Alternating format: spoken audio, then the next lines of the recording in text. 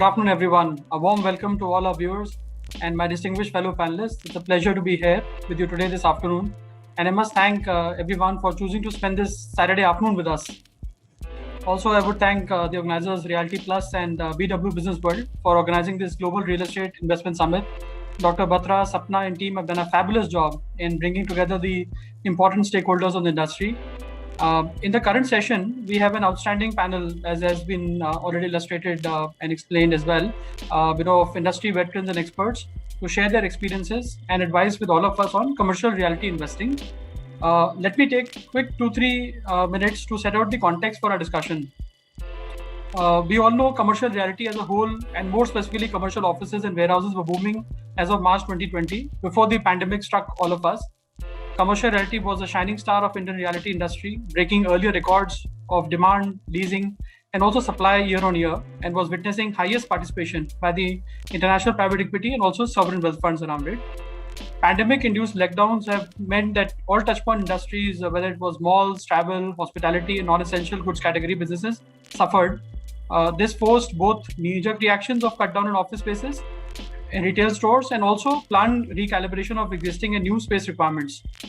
Given the impact on business growth, reduced cash flows, pressure on margins, evolving acceptance of remote, hybrid working, and also a continuing uncertainty on permanent resolution of COVID-19, this is where we saw a lot of the occupiers thinking and rethinking their space requirements aspect of it. But despite these disruptions, the confidence of global investors is not shaken up. As you would see that foreign investors have pumped almost double, which is like $6 billion in FY21 compared to $3 billion in FY20. Quarter one of 2021 witnessed like 19 private equity deals versus 21 deals that were done in the entire year of 2020. Also, there's been a substantial skew towards the platform deals versus project-specific deals, which was the norm in the earlier years, which certainly reflects the maturity and the depth of the market as well, and the understanding with the funds and the players have got, of the Indian industry there. If you look at the industry is also responding in terms of rapidly and effectively reconfiguring, redesigning intelligent and contactless workspaces. Also, the demand for such spaces is getting driven as well, by technology companies. There's a lot of demand by global captive centers and BPOs. In the earlier session, Vinod spoke about, how the global in-house centers or global captive centers are driving a lot more demand, as well. And also by the healthcare industry and numerous startups, they're also fueling the demand for commercial realty at the current point in time. And what's a consultant without more data points? So let me share quick data points from analysis of KPMG and also some of our industry friends. So net office leasing across 7 major cities is likely to remain flat or may grow slightly from 26 million square feet achieved in 2020, as corporates have not given up their expansion plan amid the second wave that we are dealing through right now. India's inventory of flexible office space is also expected to grow 10 to 15% annually over the next 3 years, at a time when pandemic leads more and more companies to adopt the hybrid workspace model. As per an estimate, almost 28% of old A-grade office buildings spread across Mumbai, Delhi, NCR, and Bangalore present an opportunity worth 5,500 crores plus if these are updated with modern amenities, designs, and building technology. We'll touch upon this as we speak in the panel. Also, commercial reality, if you look at from a warehousing perspective, the annual warehousing transactions in the top 18 Indian cities will more than double to 76 million square feet by March 2026 from the current footprint of 32 million square feet in 2021. Lastly, data center market is presenting a strong investment opportunity of more than $5 billion by 2025, with data centers in non-metro cities to play a fundamental role in its growth. With this quick context, let me go across to our guest speakers for today to get their views. Yash and Vinamra, if I may come to you first. Yash, starting with you. Given that pandemic has accelerated investments in built-up and income-generating assets, how do you see investments spanning across different commercial realty segments? And which sectors do you see the demand coming from, especially in the new realty? Thank you, Neeraj, and thank you, Reality Plus, Sapna, and Dr. Batra for having me here. I'm humbled to both be in such an august panel and have so many dear friends on the panel with me. So I will reserve my comments because my friends probably will make much better ones. Starting with what you've said, Neeraj, I think the commercial real estate is often seen as one kind of category for everyone. but I do think there is a diversification or bifurcation that's happening in the industry, where people like Vinamra, people like Arshdeep, and to some extent Amber as well, are really going out and owning these very large established IT parks, 1 million plus kind of stock, with creating some tremendous places, campuses, as we know talked about earlier, and that is really where a bulk of the grade A tenants go. But that's only 30% of the market as we've seen it in India. 70% of the market continues to be the market which is with MSMEs, which is less than 500,000 square foot assets, which are smaller assets, which are frankly not really sexy for the RMZs and for the capital lands of the world necessarily, and that's what we are focused on. A bit about the sexier part of commercial real estate. I'll talk about the unsexy part. The unsexy part is truly unsexy. It's been hit badly by the pandemic.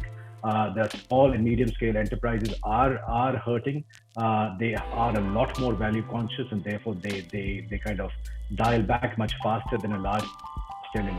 And that's what we find exciting. What we find exciting is that there is more dislocation happening in that sector than there would be in the larger sector. And that dislocation allows us to do three things.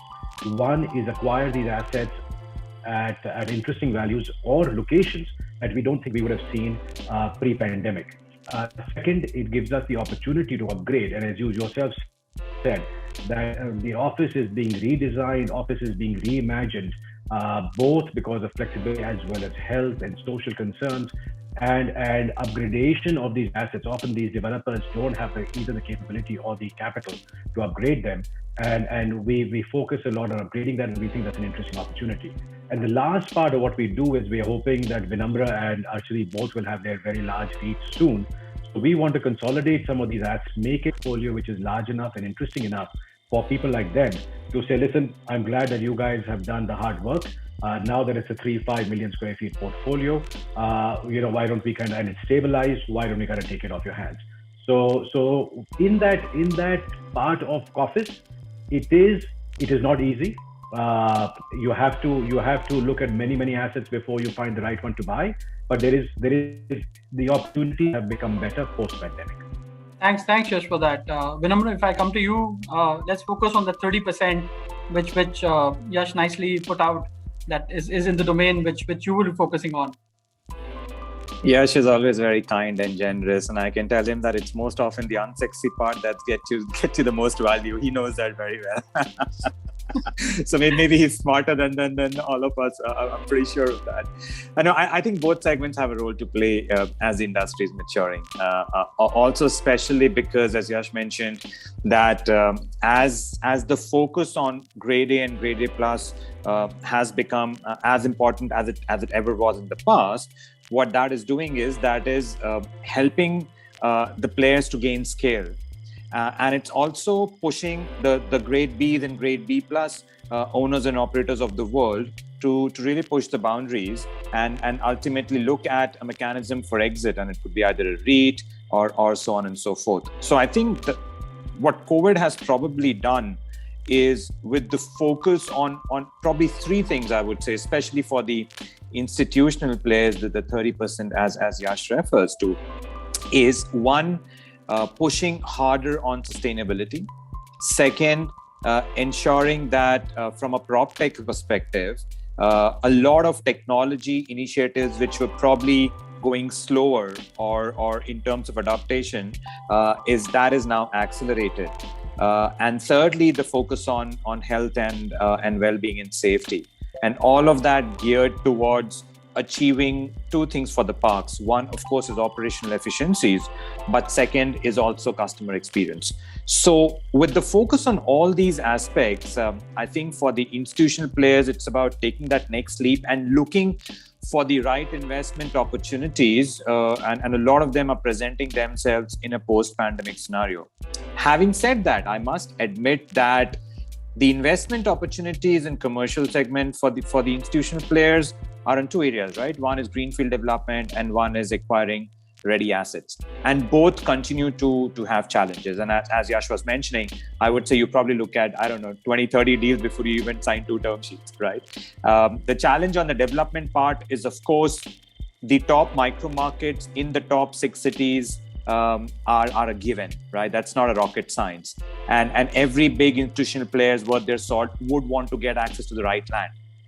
And somehow the pricing impact of the pandemic has been very selective, and for land parcels that are in prime locations haven't really seen that much of an impact. So there is an incredible challenge in that. And even on the ready assets, while there could be quite a few portfolios with discounted values, what you got to ensure as an incoming investor is you price in the necessary asset enhancement you will need to do, because especially they are going to be grade B, and then assign the right value for it. So I think with so much capital chasing the segment for obvious reasons and the right demand drivers, deploying capital is going to remain challenging. So I think while the market will remain very exciting, and I do see a lot of opportunities for further investment and consolidations for investors, but squeezing value is probably as challenging as it was before. Thanks, Vinam, for that. And Arshdeep and Amber, if I come to you, so your first quick views on the segment that we spoke about, the A-grade office segment, and then and that currently focusing more on, let's say, Bangalore, Hyderabad, Mumbai, Delhi, Pune aspect of it. But if I just extend that to there's a lot more demand which is coming in, from tier 2, tier 3 cities as well, for flex office spaces, and for the fact that, people are wanting to work remotely as well. So if you could throw some light on, Arshdeep, starting with you first on your views, on the main cities, as well as, what role, in your opinion, let's say, would be from tier 2, tier 3 cities, in the medium term? Is it like a short-term phenomenon, or is it like a medium-term phenomenon, long-term phenomenon? Good afternoon, everyone. Thank you, Neeraj. Thank you, Realty Plus. Perhaps this is probably the right medium to now start to interact, but I'm missing catching up over coffee with Yash, and that used to be an often play. But I guess in our assessment, the segmentation for tier 1, tier 2, and I think we are biased to that. In our mind, the tier 1 is the only market which exists in an office, and that's trend we've seen it for last 15, 20 years. I remember we all jump into SEZs in tier 2 when the government was allotting SEZs in Mangalore and Mysore and so on and so forth. But I think in our assessment, the city limits are expanding. Be Bangalore, be Hyderabad, be Mumbai and NCR, or whichever city that you look at, there's so much phenomenal growth happening. So we don't look at only from a standpoint to tier 2 growth. The tier 1 cities are also growing phenomenally. And as much as we complain on infrastructure, but I think there is an effort being done by the government. So clearly, if you see, earlier used to be a micro market which is established. Today, I can clearly say in a Bangalore, there are at least 4 or 5 micro markets which exist, and everyone has a clear demographic in terms of what kind of rentals, what kind of products, and the client who would like to house in there. So clearly, in our mind, that the growth for the tier 1 city, which is currently been embedded, I think will continue to grow. I don't see any reason that this has a spillover effect to tier 2 city. In certain locations in a tier 1 city, which are probably, I would call it, just for a demonstration perspective, is like a C-grade location, which is not very high potential. And I could name, let's say, in a Bangalore, let's say Electronic City, we've seen it for last 20 years. The rentals haven't gone beyond 50 cents per square feet to maybe 60 cents per square feet. It hasn't gone, Versus if you look at a micro market, which is where Vinamra and all of us are there in which is a wide field, outer ring road, the rental growth has been phenomenal. I remember, I can clearly cite a case study. We actually acquired one project, which average rental was around $28-30. Today, similar asset, much better quality is producing 130 rupees per square feet. So look at it's a 4-fold growth in the rentals. And therefore clearly, if rental increments are like this, investor would make money, we will make money, and then there's an entire recycling of capital to take place. And don't forget, having done and achieved that, there is still a large potential where likes of the large funds that you've seen have transacted buying today at an existing market rental, because they also feel that the mark-to-market rental still exists in those assets. So clearly, tier 1 city, we are completely biased to that, and I don't think so. We have, I personally, that's my view, and again, I respect other views on this side. But I think Tier 1 is one which will have largest absorption of office. Tier 2, sure, I mean, there will be some market. I mean, in our context, I would probably rate, and again, not being biased, that Kolkata is a Tier 2 city. I mean, if you see, Kolkata actually had a head start during Buddha Dev time, but really nothing has really taken place, beside likes of TCS and, IBM and Wipro, which probably had an early advantage, not much client has really gone in there, you could attribute to a dissonance in the whole state politics, or you could, look at any attribution on that. But the growth in Bangalore, Hyderabad, Chennai, and now Mumbai has been added, because earlier Mumbai was always only a central BKC and Worli, and you don't go really beyond Navi Mumbai side, but now you see Navi Mumbai is phenomenally exploring, look at NCR, be Gurgaon and bit of it Noida, which is obviously has a different segment of office. But I think these cities offer large potential for client to house in there, and have their expansion plan. And today, given this whole disruption, clients are not willing to take any strategy which is very disrupting and moving to a tier 2 city. When I'm in an office and in a tier 1, I can have a range of 40 rupees per square feet to 100 rupees per square feet. In a tier 2, if I can get a 35 rupees, it really doesn't make a sense to me, because I have most employees house in tier 1 city, and people like to come into urban space. Sure, Arshdeep. There, Amber, if I bring you in with your views on the commercial reality from an office space perspective, and also extending the point which Arshdeep mentioned. So there's clearly a skew that is towards the tier 1 city there. Your views on that? Sure. Hi. Good afternoon, everybody. I think two things that we're seeing.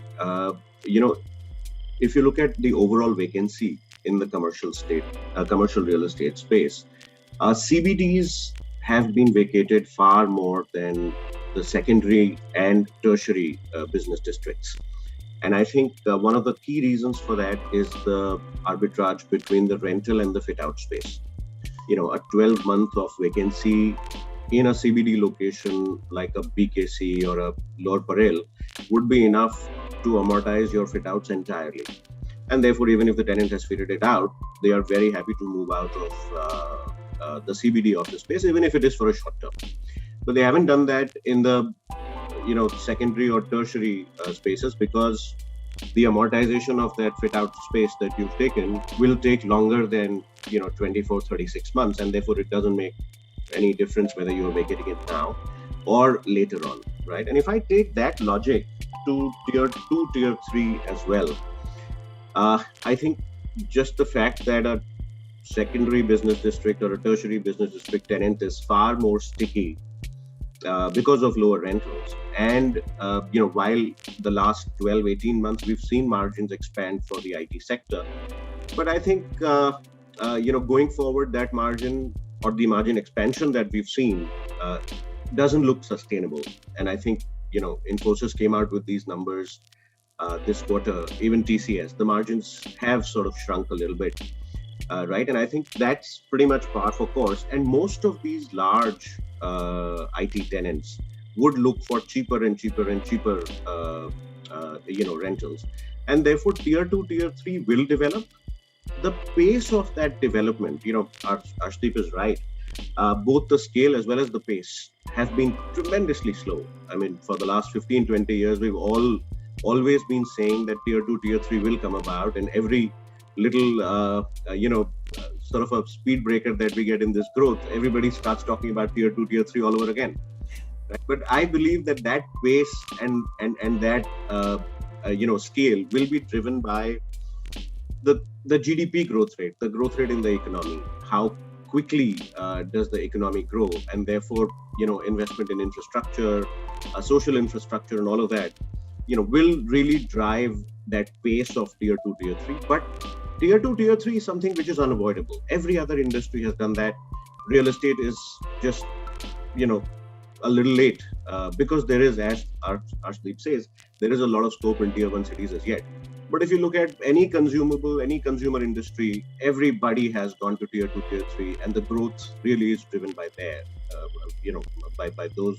So whether it's telecom, whether it's, consumer, All of these have gone to tier 2, tier 3. There is no reason why real estate will not go to tier 3 as well. Sure. Thanks, Amber, for that. Khair, if I come to you, in case you want to comment on this aspect of it, there's anything addition to that, surely do that. And I also have a question for you in terms of that the fact that the office assets currently, like in the quarter 2 of 2021, so almost 40% investments from private equity had gone to the office assets only.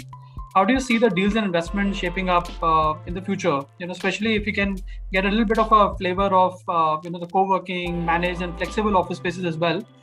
And lastly, if you could layer it, and when I'll request you also to come after that, to layer it with the opportunities that are there in India versus South Asia, there, because I think India is trying to attract a lot of investments in the manufacturing space, from different countries at the current time, and we are competing with some of the countries in South Asia as well. So from a real estate perspective, how do you see this panning out as well? I agree partially what Mr. Arshdeep said, and also partially agree with Mr. Amber. But at the same time, I also differ from what they have said. See, at World Trade Center, considering that I am present in both Tier 1 and Tier 2 and Tier 3 cities, I've seen the dynamics at play for all these different cities, and different things, when we are talking about real estate.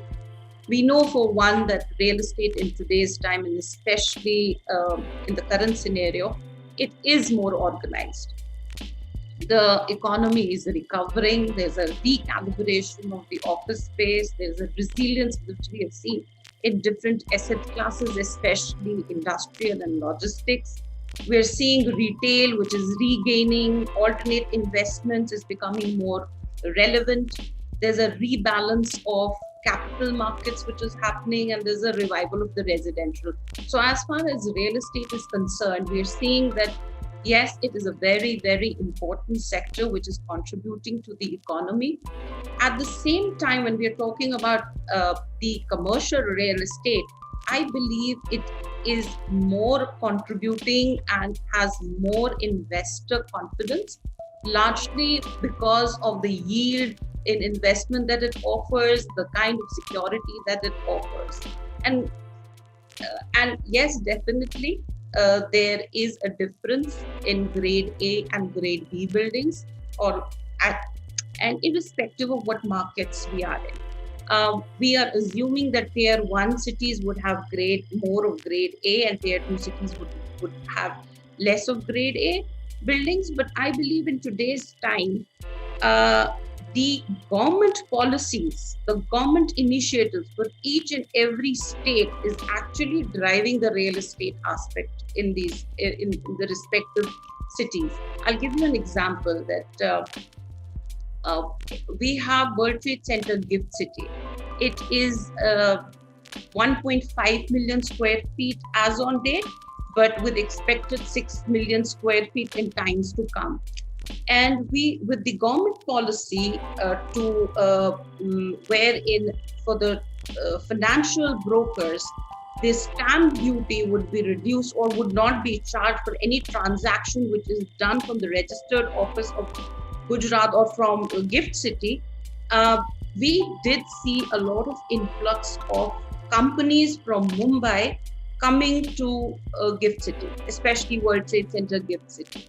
So that did increase the demand for real estate in Gujarat. Fortunately, we did have a grade A building to offer in Gujarat.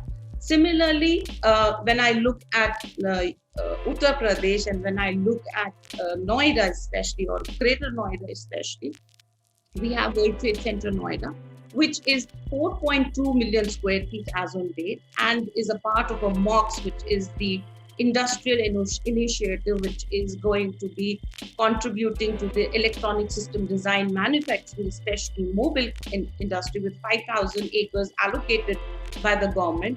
We saw a huge influx of mobile companies coming and setting up their assembly and related industries in and around Greater Noida. So it was driven by the policy. It was also driven by the infrastructure that the city had to offer. The third was the the real estate aspect, that where would these companies get housed, and the services that a particular developer would be able to offer. So all of these put together actually created a great combination for the real estate or for the World Trade Center to actually transform the city in the respective cities. I'm just naming 2 cities, but I've got many examples in other cities like Chandigarh and other places. Similarly goes for the World Trade Center, Bangalore, if I talk about the World Trade Center fraternity. But largely we have seen that these were being driven by these 3 elements. So I think your second question was, Neeraj, could you... Second question was regarding the investment trends which are shaping up, with respect to co-working, managed and flexible office spaces, and the fact that that there are some opportunities that are come. I mean, like as an investment for private equity or foreign funds, there are investments opportunities in India and also in the South Asia aspect of it. So how do we compare, with that? See, there are many parts to your question. So let me first answer. Like when we are talking about the commercial real estate, there are various assets that we are talking about. And these various assets have different yields, which they are offering. If you're looking at office, we're looking at a yield being offered anything between 6 to 8%. And when we are looking at flexible offices, we've even seen, pre-COVID times, we did see that the yield that this asset class was offering up to 12%. And now when we're looking at data centers, we're looking at a yield going up to 14%. So accordingly, depending upon the, where the, so we've seen investors accordingly, invest in these classes as compared to the residential, because where the yield has been ranging from 1 to 3%. So commercial real estate and private equity and venture capitalists, we do see largely see in, we've seen in office space, we've seen in flexible office spaces, and we do see them in data centers and warehousing as well. I mean, largely now we're seeing a lot of interest of investors and global funds in data centers and warehousing, along with the office spaces. And with REIT and a lot of policies, especially the policies of REIT, the Benami Prohibition Act, that is also adding, towards the investment towards commercial real estate. And when I look at the industrial parks, we have to understand that when it comes to manufacturing, and we have World Trade Center Noida, which is a combination of an industrial park office. It's like a township. And now with World Trade Center Faridabad also, which is somewhere around 350 acres and in collaboration with the HSIIDC. So we are seeing a combination of industrial, we're seeing a combination of office spaces and multiple commercial assets there. With the economy, with the vaccination, especially with mobility now going to be coming up, we see that 2 important economies, India and China, which are going to really, really lead the way. And in India, we see that post-COVID, that India would remain a very preferred global outsourcing destination, largely because we have a low-cost knowledge talent, and we have a systematic growth of the global capability centers. We have the startups, we have a very robust MSME sector, which these global companies are actually looking at. So I see a lot of, and it's also with the incentive schemes and the government policies, I see a huge outflow or inflow rather of these companies from Southeast Asia especially. And the reason why I'm saying Southeast Asia, because the ESDM, and we, of the $5 trillion economy, 1 trillion is actually from the electronic system design management industry. So IT is already there. We've got a very, very strong IT industry already existing. We are actually building up a very strong electronic system design manufacturing.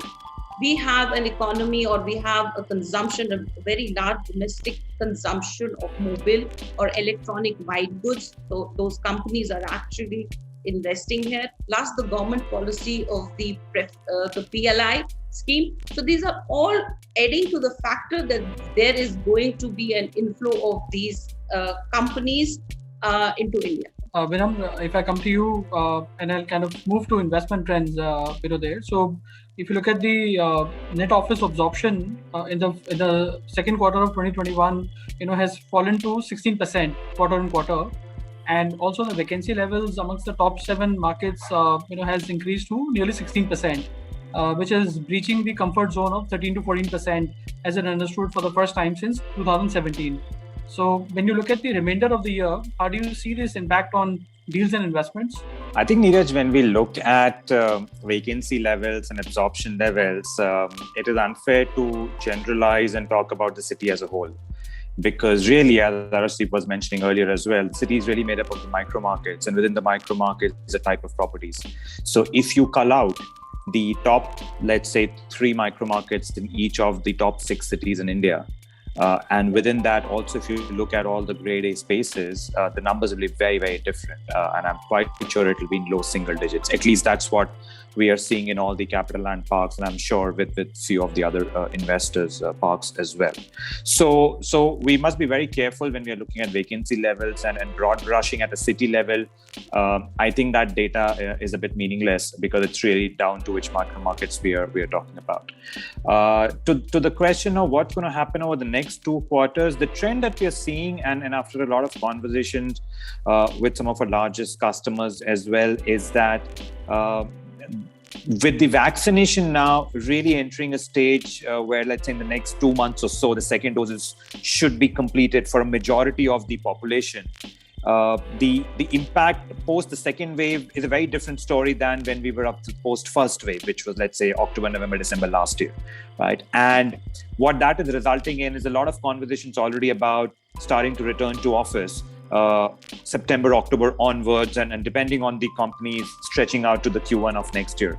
What we are seeing really is also conversations starting to happen a lot on new RFPs and new leases. If I just see the number of site visits and the number of RFP responses in the last 3 to 4 weeks has been much more than what we had seen in the last 3 months or so. And we are also not really seeing any relinquishing of space in any significant quantities from any of the existing customers at this stage. Whatever rationalization had to be done probably happened to a certain extent over the last year or so. So I would say I don't know where the net absorption numbers would really land, but I honestly don't think most of the large owners of parks are really too keenly watching that number, because they really know pretty much the next 6 months, their lease profiles, their expiry profiles, which customer is going to stay and which is not. The question really be about how is the slope of the pickup curve early next year. And I think if hopefully COVID remains fairly under control, even if there is a third wave, but the amount of medical tragedies are not so much because of vaccination, then I think the pickup early next year will be very strong. And that's really what most of the investors, I guess, will be focusing on, because this year, half of it is gone. The second half of the year, maybe, slightly more than double of what we, slightly similar to what we saw in the first 6 months or maybe even more. But the real focus will be the recovery next year. And for all the reasons mentioned by some of my other panelists earlier, we are quite bullish. And Vinod was mentioning in the earlier session as well on the drivers of why this pickup will be very, very strong. So I guess that's where we all are really looking forward to. And Arshdeep, Amber, if I may request you as well, for your views on the investment trend that you see in the next 6 to 18 months, if we just increase that by another 12 months as well. So how do you see the investment and trends in terms of the deal side of it in the office space? Yeah, thank you, Neeraj. And I think I agree with Vinod on the client side and the vacancy and occupancy, because if you look at the data driven, which is given by IPC, and those are not wrong, but I think one has to really validate on a ground how much is under planning in terms of development and how much is established and who all have a financial closure. Having said that, come back to your question. I think if I call, today conversations are all about curves, So I think this is like a surge-shaped curve that I see, where the demand really is going to come very vehemently And that's where Vinamr also mentioned that the kind of RFP we've seen, the kind of deals that we've closed during pandemic, although it's slowed down, and it's fair to say it's slowed down, business have been obviously pulled back. But I think there is nothing that the clients will say, look, because of this pandemic, I've shelved my plan for expansion or I've reduced my plan. They probably have deferred because of inability to travel or have an effective communication, site visits were prohibited and so on and so forth.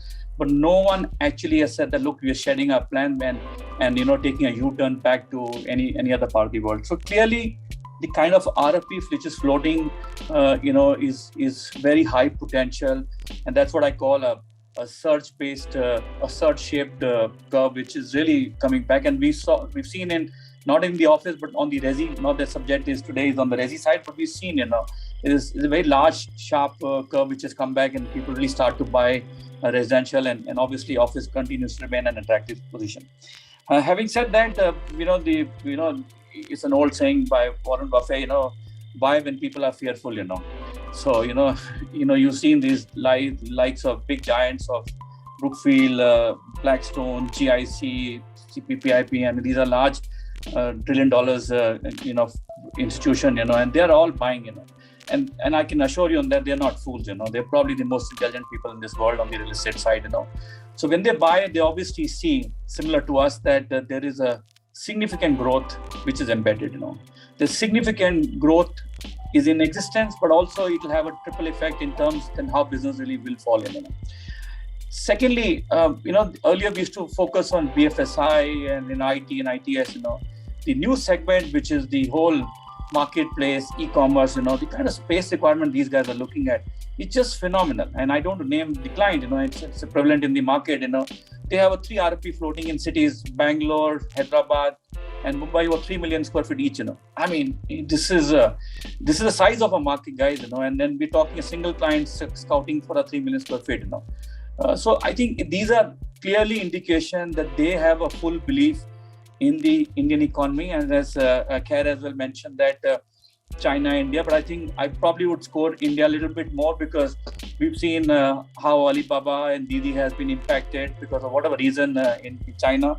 We're a little more friendly as a democratic country, and therefore, we love to have inbound investment. And we've seen there is a clear surge of North American institution cutting large $1 billion check, And, I have my all friends like Amber and Yash, they all hail from, including yourself, Neeraj, and Vinamra as well. We've seen 2-3 cycle, $50, $100 was like a wow, we've raised capital $100. Today, we're all talking $1 billion, $2 billion, and we don't have shame, and we really don't feel fumble, and when we talk $1 billion, and that clearly demonstrates that there is something right happening in our country. And I can assure you that there is no dearth of capital for a right partner, for a right location, right micro market. And I think now, given the experience which is on this panel and the other, as earlier mentioned, we clearly could identify which micro market to go, what kind of yield it can produce. There will be a variation, but the variation is 5-10%. We can't be dramatically wrong now on a location or on a real estate side. So I think having this kind of a maturity and a bit of a wisdom around, there is no dearth of a quality of a capital. There's huge capital which is dying to get deployed either directly or indirectly. Great. With that positive note, may I request Amber, your views as well on the investment trends in the office space? Yeah, no, I very, very vocally agree with Arshdeep. I think he's pretty much summarized the whole thing. I think the investment community has sort of come to a conclusion that the slowdown in leasing that we are seeing in commercial office space is very temporary. It's it is a pandemic thing, and the moment that goes away, when people are out and about, people are going to go back to offices and going to start working from offices. We've seen the kind of demand, and the kind of growth that IT companies and some of the other sectors that Arshdeep was mentioning have seen already.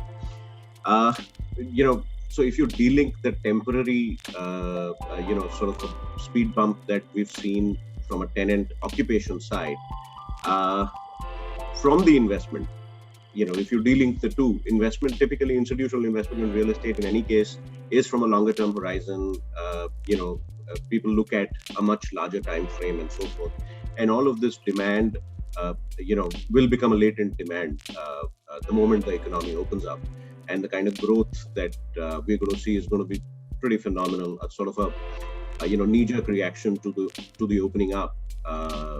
So I have no doubt in my mind that commercial real estate, not only from a demand perspective from investors, but at the same time demonstration of now successfully exiting some of these investments and people have made IRRs which are north of 20%.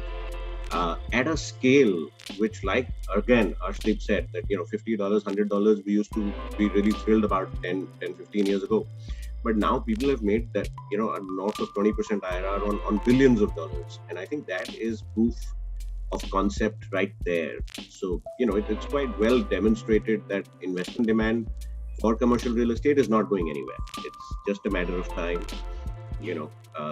The moment things change a little bit, we'll see money coming in all over again. Thanks, Amber.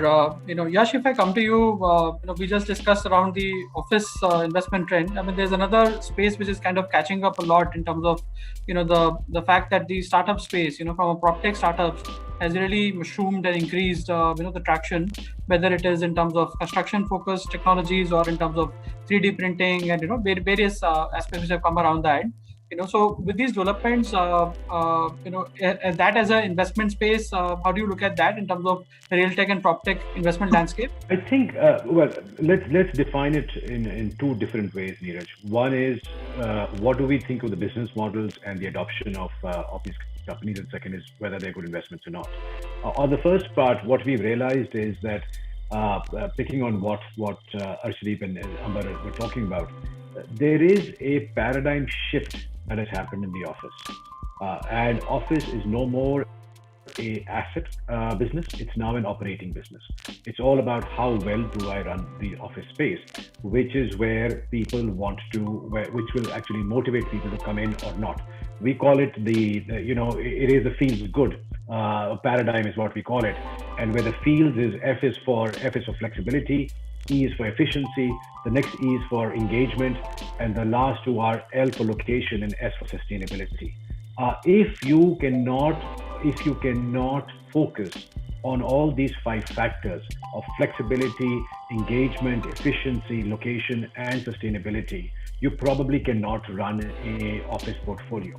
And to manage all these 5, technology will play a very, very pivotal role going forward. That said, a lot of technologies still are not yet established as to what can they do for our revenues, what can they do for our costs, what can they do for a better customer experience. Some are getting there, but most are in nascent stages, and thereby the adoption has also been very slow within the industry because there isn't enough proof of concept for this. So am I long-term positive? Absolutely. Am I medium-term conservative? Absolutely. Which also will belie the investment trend. Be very careful of investing just because you think the TAM, as they call it, which is the total addressable market, is high. Yes, there is a great TAM, but not every one of those prop techs which are there can address that TAM. And you have to be, it is better in this situation to be a follower than to be a leader. Arshdeep and I and Anuj had looked at PropTech very, very carefully a couple of years ago, thinking through the space, thinking of the opportunity. And our realization, it's a great place to be at, but it's a very long tail business still. So good to have, but be careful as an investor. Vinamr, if I come to you, may I add to what Yash said? What we are actually looking at, how we at World Trade Center are looking at is, we're seeing that the times, especially the coming times, we're seeing that, there's going to be there is already an evolution from traditional to a hybrid workforce, like work from anywhere to ensure the business continuity process happening. But we're also seeing the hub and spoke models which are coming into play, though selectively, but they are coming into play. And we're also seeing a trend wherein we call it the hotelization of the office space, through via amenities and services, creating a digitalization experiences, which are tech-enhanced spaces, which are going to be actually a differentiator of quality. In addition, what we are also observing is that, as far as companies and RFPs, which we are actually looking at, we are seeing that there's a lot of stress on, with where the environmental, social, corporate, health and wellness aspects or design and strategies are actually the companies are actually looking at.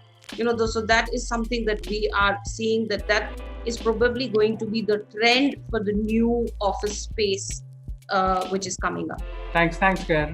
Moving to the last segment, the data center and warehouses. Just wanted to quickly touch upon, both these aspects as well. In terms of, for real estate demand for data centers is expected to increase significantly in the coming 3 to 4 years around it. And also warehousing, we've seen that a lot more space coming in, consolidation also happening with the larger player on that.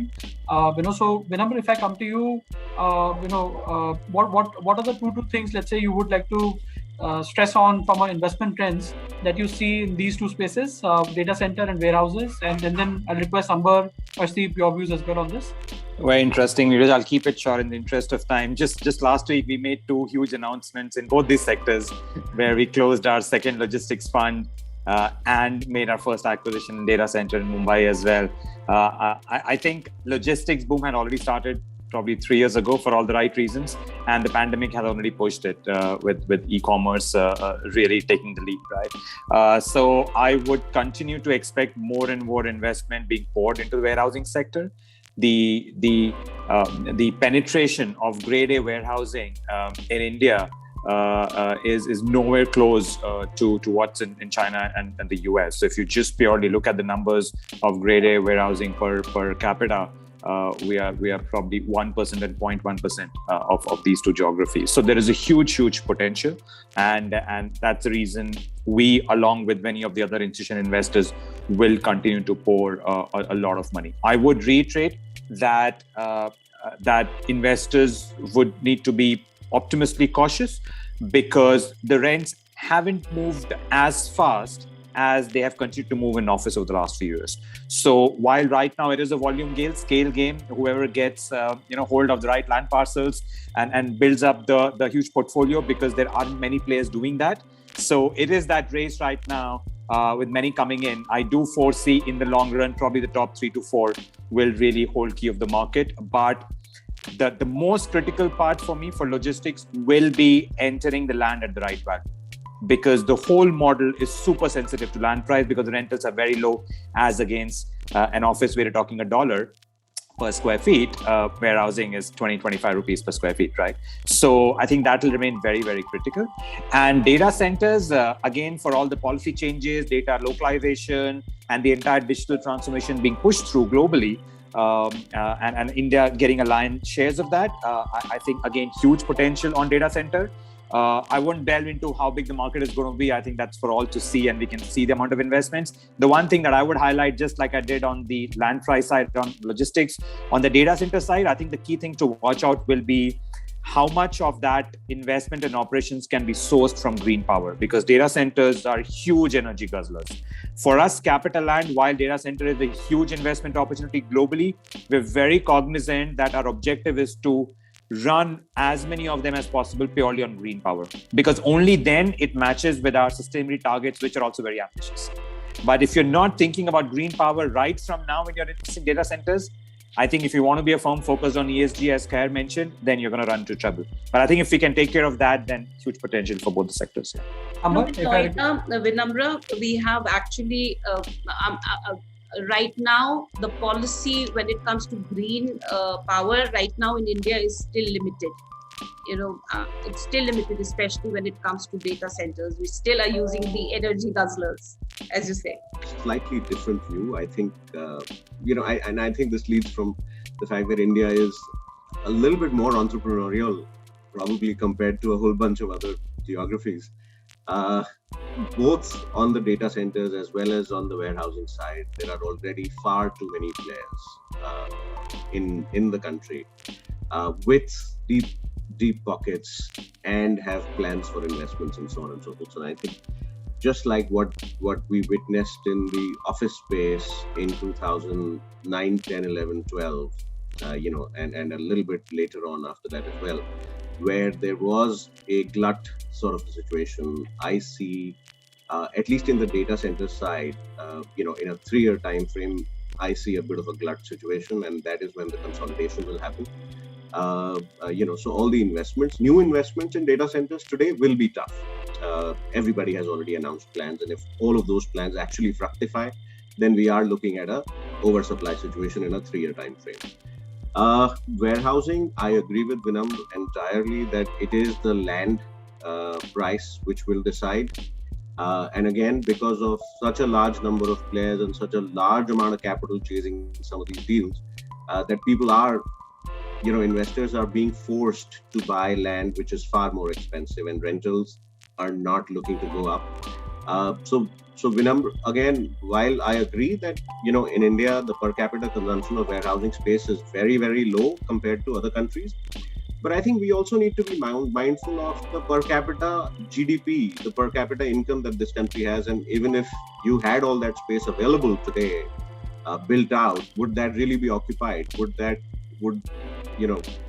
kind of consumption levels that we have in India, would that justify that kind of warehousing space as well? So I think, as Yash mentioned, the TAM is appearing to be very high, the addressable market. But when you drill a little deeper into it, I think the consumption in India also needs to be looked at before you make a plan of how much warehousing space does this country really need. But Amber, what I've also observed is with few such companies, I've observed that they're actually looking, their location of, where they want to set up their warehouses also like tier 1 city, like Gurgaon or Dwarka Expressway, so which are tier 1 cities. So obviously the cost of land is going to be high. So there needs to be some kind of structuring by these companies also about the locations where they're going to be setting it up. And we've seen in developed countries that they are not generally in the CBDs or the PBD locations. But in India, we're seeing that their requirements are largely coming for these locations. So that is also a point to consider. You're right. I believe that a lot of trends will drive this in a manner which we've not seen that before. I mean, in e-commerce, the new trend is the quickest delivery. I mean, people are talking about half an hour delivery, 1 hour delivery, and so on and so forth. I think those are things which nobody in the world has seen before. Yeah, because it's still at a nascent stage in India. So it's like, it's not, it needs to get evolved. So probably that is the reason why they're probably looking at tier 1 or tier 2 city, whereas they need to actually be looking at somewhere outskirts and then build up some service centers in these cities for them to actually be able to serve them. It's like a race battle, the last mile and the first mile strategy which they need to be incorporating. But we are seeing that in India that needs to get evolved. With that, you're almost towards the end of the time. So Arshdeep and Yash, if I may request your 60-second view on these areas. My quick view, one is that a UPI transaction happened last year has actually risen from a $25 billion to $40 billion. And that to me is a very insignificant number, and you'll see large transactions go through. So I think we are believer of warehousing, logistics, and data center as a business. But I think I'm exceptionally wary, and I think I cite what Amber said, that it may not be for us to really to jump in at this stage, because one, people have to create a differentiation, Secondly, in logistics, you need to have a CBD logistic, you need to have an SBD logistic, you need to have in the city outside logistic, and customer needs to be given a different experience by likes of Amazon, Flipkart, That's one. Secondly, on a data center, you will find that there'll be some bias to cities like Mumbai and Chennai because of the undersea cable, which has been terminating there, So therefore, it again boils down to the cost effectiveness beside the real estate cost, but also this has some impact on that. And again, data center business as we speak now also, as Vinamra mentioned, is a guzzler on the power side. One has to have a right cost to it, right system to back it up. Otherwise, it may not be viable. Third, unlike in an office market, we know what kind of yield that we need to work on that. We really have an idea on this. This market is a little hazy at this stage because we don't have a great data. People like CapitaLand and others who really perform in other countries, obviously have a bunch of experience on their side. But in terms of how it shapes up in India, how it gets competitive, how it's priced, what kind of yield it throws up, I think it's something to watch out for, and I think I'll probably follow what Amber said. Let this people play a game and we'll jump in. It's like, when the tide is out, we know who was swimming naked. So I think that's the way I look at it. One is in India, people people are thinking about this very strategically, or rather very tactically. We like to think about it strategically. We think both data center and warehouse businesses have huge network economies of scale. So if you don't have the network, if you don't have the volume, then you should be careful about whether you want to enter the business or not, and whether you will be able to compete or not. The second part to this is very often, again, in India, we get very seduced by the demand and the potential demand. You have to be very, very cognizant and conversant with the supply side, how much supply is coming, as Amber said, what the cost of supply is, Vinamra said, and are you really better at managing the supply side challenges versus the competition? Everyone knows the demand. It's the supply that matters in India. And the last part to this is we continue to follow the strategy of let the big boys do the big stuff. That's a high volume, mid margins game. What we are thinking about in data centers as well as warehousing is where are the margins and where is the niche opportunities? Is it a tier 4 center versus a tier 3 center in data centers? Is it last mile in warehousing? A lot of question marks, but very, very exciting times ahead. Wonderful. So with that, I'll wrap up the session. There, I think as we discussed during the this last 1 hour, the offices, especially in the tier 1, they get a big thumbs up, from all our panelists there, with the support coming in for the specific micro markets around it. Tier 2, tier 3 also, we heard that there are some mixed views in terms of where the potential would lie, and I think some bit of uncautious investment in that area does seem to be appropriate, by seasoned investors on that. I think clearly on the office market side of it, the REIT space is clearly started to kind of expand, and we'll see more REITs coming in as well in 2021 and beyond there. I think the data centers and warehouses, we heard that there was some mixed views on that. Clearly, in terms of the opportunity is there on the requirements aspect of it. Again, the depth of the market and the approach towards it varies on that. And lastly, in terms of, I think the government efforts also, in terms of how the government does really move up in terms of the vaccination program. And also how the economy picks up, with respect to the how the policy landscape really comes through as well, including some of the policies that we will see on the data centers and e-commerce, and implementation of those policies, I think would also drive, how the future investment will come up over there. So with that, I thank you so much to all my fellow panelists, and it's amongst industry experts and veterans and friends. So very nice to be with all of you today, and thank you to the viewers also again.